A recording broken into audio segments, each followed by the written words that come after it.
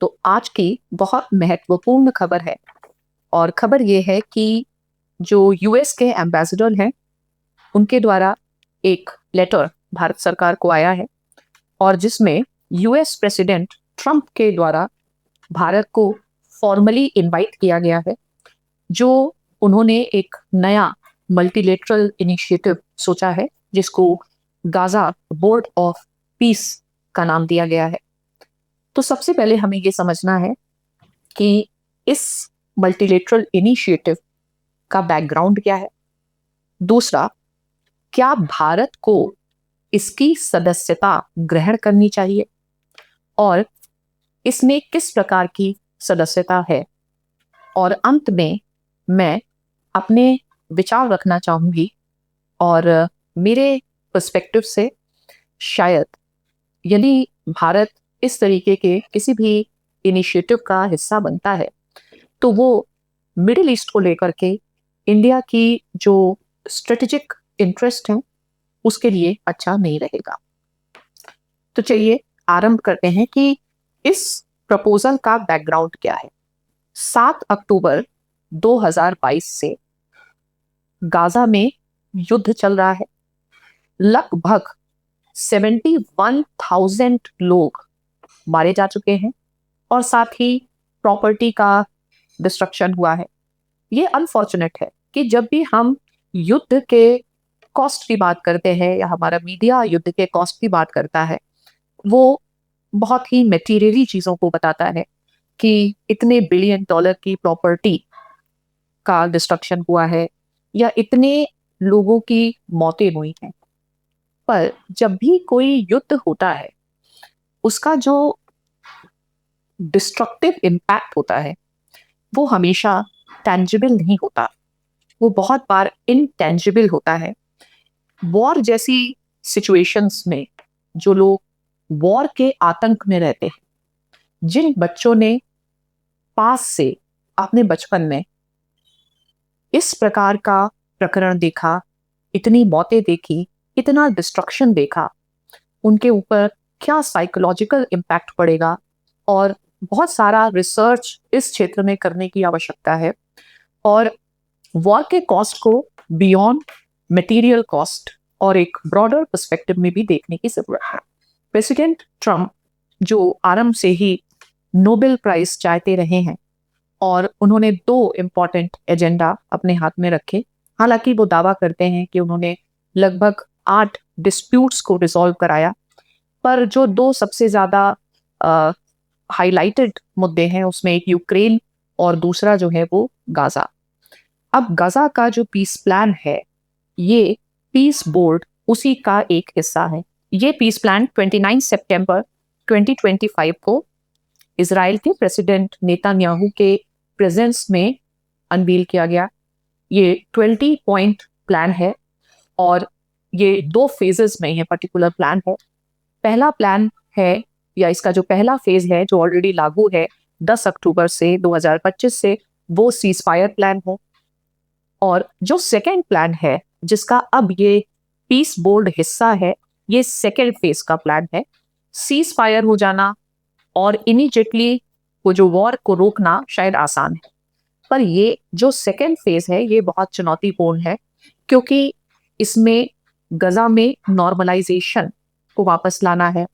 Normalisation को वापस लाने के लिए जो तबाही हुई है उसका फिर से रिकंस्ट्रक्शन करना, रीडेवलपमेंट करना, गजा में फिर से लॉ एंड ऑर्डर को इस्टेब्लिश करना, बहुत सारी चुनौतियां हैं। और इसके 20 पॉइंट्स में से अगर मैं मुख्य मुख्य बिंदुओं की बात करूं तो पहला बिंदु है कि गजा का डी रेडिकलाइजेशन हो जाए, रीडेवलपमेंट हो, वॉर का अंत हो और हमस जो एक प्रमुख पार्टी इन कॉन्फ्लिक्ट है वो अपने आप को डिसआर्म कर ले। और शायद पूरे पीस प्लान में जो सबसे चुनौतीपूर्ण कंडीशनैलिटी है वो होगी हमस को डिसआर्म करना। इसलिए यदि भारत इस तरीके के न्यूटो को, इस तरीके के इन्विटेशंस को स्वीकार करता है तो उसके लॉन्ग टर्म इम्प्लीकेशंस हमें समझने होंगे। और जब हम हमस की बात करते हैं तो हमस एक प्रॉक्सी एक्टर है। हमस के पीछे ईरान है, हमस के पीछे और रीजनल पावर्स हैं। तो ऐसे टाइम जब यूएस हेजेमनी पूरी डिक्लाइन की स्थिति में है, और जहां तक मैं समझती हूँ, भले कुछ पपेट रेजीम्स जो है मिडिल ईस्ट की, वो यूएस के साथ हैं या दिख रही हैं, पर जो वहाँ की पब्लिक है उसमें अमेरिका के खिलाफ बहुत ज्यादा रोष है। और इसलिए भारत को बहुत ही संभल के, बहुत ही कैलकुलेटेड होकर के कोई भी निर्णय लेना चाहिए। और ये एक ऐसा समय है जब इंडिया की स्ट्रेटेजिक ऑटोनॉमी टेस्ट होगी। और मुझे नहीं लगता कि आज के जियोपॉलिटिकल सिनेरियो में इन जनरल और middle east in particular there is a need for India, there is a compulsion for India to be governed by the dictated peace, the peace dictated by USA, because I think USA has lost credibility as a serious player. And looking at Trump's unpredictability, transactionalism, let us be very cautious. And this is the time when India should assert its strategic autonomy. There is no need to be part of this plan, because I doubt that the plan will reflect the consensus of the people in the region and also the Palestinians.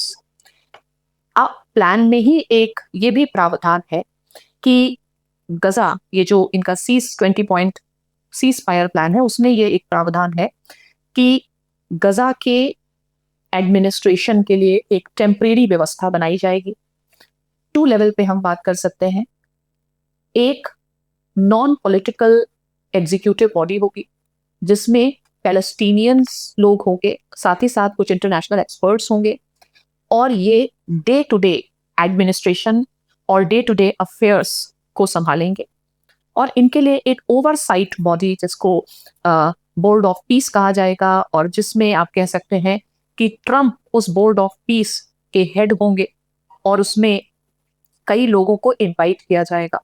और ध्यान देने वाली बात यह है, हालांकि जो चीजें हैं, इसका जो भी पूरा प्रारूप है बोर्ड ऑफ पीस का, वो भी पूरी तरीके से पब्लिक में नहीं है, लेकिन जो भी न्यूज़पेपर से पता चलता है कि 2 तरीके के मेंबर होंगे, एक परमानेंट मेंबर होंगे और दूसरे टेम्परेरी मेंबर होंगे।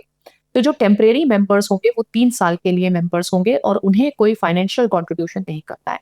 लेकिन यदि कोई परमानेंट मेंबर है तो उनको 1 बिलियन का कंट्रीब्यूशन करना है। आगे का रोड मैप ये है कि जब तक जो गजा में एक स्थायी व्यवस्था इस्टेब्लिश ना हो जाए, ऐसी सरकार ना आ जाए कि वो एडमिनिस्ट्रेशन को खुद चला सके, तब तक ये जो बोर्ड है ये सुपरवाइजरी रोल प्ले करता रहेगा। अब मेरे सामने कुछ पॉइंट्स ऑफ कंसर्न है। अगर ट्रंप एडमिनिस्ट्रेशन ने भारत को इनवाइट किया है तो साथ ही टर्की, पाकिस्तान, कतर को भी इनवाइट किया है। यानी this seat is open and this seat will also be open for the bidders। यानी जो ट्रंप एडमिनिस्ट्रेशन का अप्रोच है वो पूरी तरीके से ट्रांजैक्शनल अप्रोच है, और गजा या पैलेस्टीन ये जो मुद्दा है वो भारत को ना तो शॉर्ट टर्म एडवांटेज से ना ही ट्रांजैक्शनल रूप से देखना चाहिए, क्योंकि मिडिल ईस्ट इंडिया के लिए एक स्ट्रेटेजिक ज्योग्राफी है, हमारे 2nd मंडल में आता है, और भारत की सुरक्षा, भारत की समृद्धि दोनों के लिए ये बहुत महत्वपूर्ण है। भले ट्रंप का ये जो पीस प्लान है वो यूएन सिक्योरिटी काउंसिल ने इसको एक्सेप्ट किया है। यूएन सिक्योरिटी काउंसिल नंबर 2803 जो नवंबर में पास किया गया, पर जहां तक मैं मानती हूं कि यदि कोई रेजोल्यूशन यूएन सिक्योरिटी काउंसिल के द्वारा पास किया जाता है तो वो अपने आप में भले लीगल हो जाए, पर वो अपने आप में लेजिटिमेट है ऐसा नहीं है। क्यों? क्योंकि यूएन का जो सिक्योरिटी काउंसिल है वो खुद ही रिप्रेजेंटेटिव नहीं है।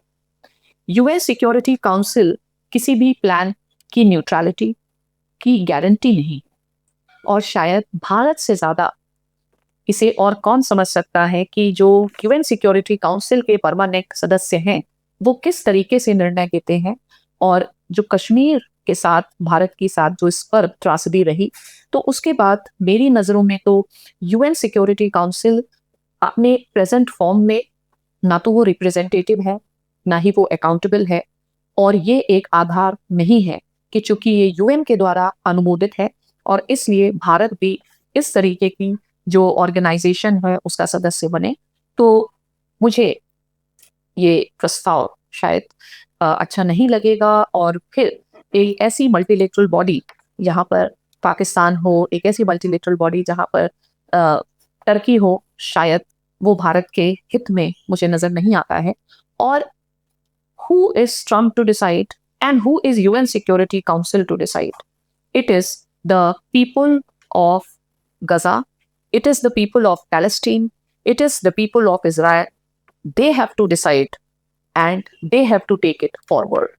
अब मैं ये भी आपको चेताना चाहती हूँ कि लगभग ऐसा ही कुछ घटनाक्रम 2001 में अफगानिस्तान में हुआ। अफगानिस्तान में 2001 में हमने यूएस वॉर इन अफगानिस्तान देखी, और उसके बाद दिसंबर में बॉन कॉन्फ्रेंस हुई जर्मनी में, जहां पर reconstruction and development of Afghanistan का मुद्दा आया। Bharat one of the largest donor from south Asia और लेटर ऑन एशिया में उभरा, और अब तक हमने $3 बिलियन से ज़्यादा अफगानिस्तान को कंट्रीब्यूट करे अपने स्ट्रेटेजिक इंटरेस्ट को देखते हुए। पर फिर भी हमें अफगानिस्तान से एग्जिट होना पड़ा। भले वर्तमान में हम इसमें बाउंस बैक कर रहे हैं, पर फिर भी ये इम्पोर्टेंट है कि यूएस के इस तरीके के गेम प्लान में, जहां यूएस बक पासिंग करता है और बर्डन शेयरिंग एक्सपेक्ट करता है, इंडिया को इसका हिस्सा नहीं होना चाहिए। सरकारें आएंगी, चली जाएंगी। यूएस आज इंटरनेशनल पॉलिटिक्स में है, कल वो बैक चला जाएगा। पर मिडिल ईस्ट में जो लोग हैं वो वहीं पर रहेंगे। तो भारत सरकार की जो भी नीति हो वो पीपल सेंट्रिक हो। और मैं ये फिर से बताना चाहती हूँ कि जो मिडिल ईस्ट में बहुत ज़्यादा एंटी यूएस सेंटिमेंट है, तो कोशिश यही करनी चाहिए कि we should not appear in any camp in the Middle East. और भारत की जो एक नीति रही अफगानिस्तान में कि जैसे अफगानिस्तान की जो प्रोसेस है वो बाई अफगान्स हो, अफगान लेड हो, अफगान डिजाइन हो, और इंटरनेशनल कम्युनिटी सिर्फ फैसिलिटेटर के रूप में हो, वही नीति भारत को जरूरी है गजा के कॉन्टेक्स्ट में भी अडॉप्ट किया जाए। And in this point I will recommend that government of India should take the strategic view. इस पूरे मुद्दे पर आपके क्या विचार हैं, हमारे साथ साझा करें, मुझे अच्छा लगेगा, और आगे हम फिर ऐसे ही किसी मुद्दे पर बात करेंगे।